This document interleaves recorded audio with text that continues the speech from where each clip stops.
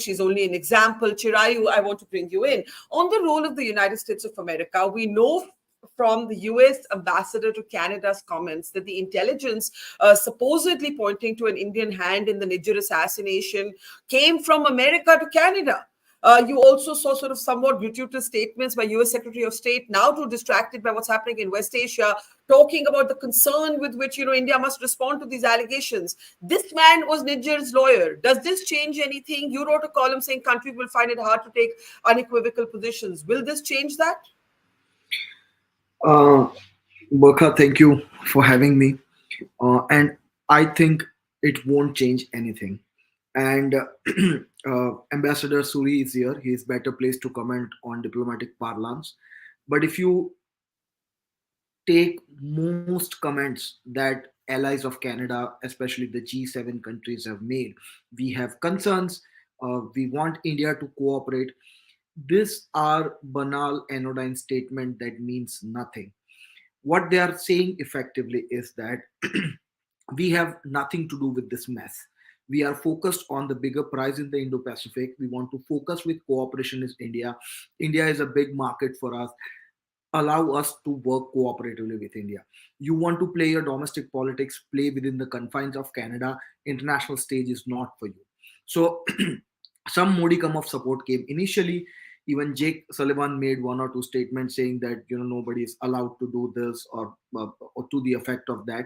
But after that, even the United States backed down. India gave a bit of flexible position that we are willing to cooperate if you come up with something concrete. But the fact is there is nothing concrete.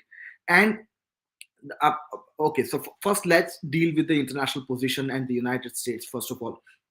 Now, you see, initially everyone was a bit skeptical about India, and everyone assumed that Canada would build a case drip by drip by leaking things to the press, making sure that they build a case like the way Turkish media did against Mohammed bin Salman in Khashoggi murder, so on and so forth. Mhm.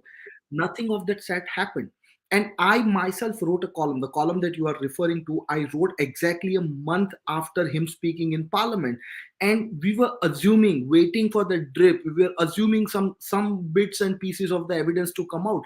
Nothing has come out. And it has been like what, 3 weeks since I have wrote the column, 7 weeks since it stood up in parliament, and nothing has come out. It means there is no evidence. It is just some hearsay, somebody's wiretapping, somebody referring to something.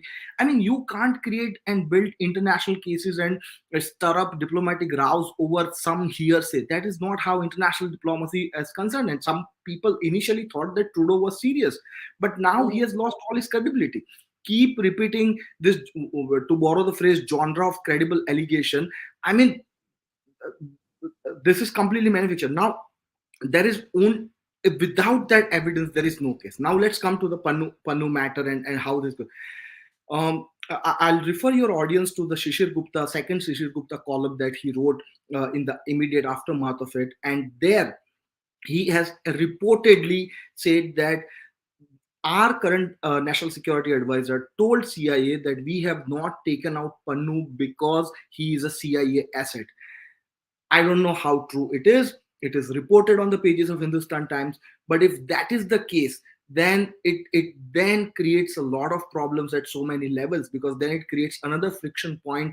If Pannu is going to make this kind of statements, and if Pannu is reportedly to be believed having some kind of connections to the CIA as well, this stirs up a lot of other problems between India and the United States. Let me actually pick that up and take it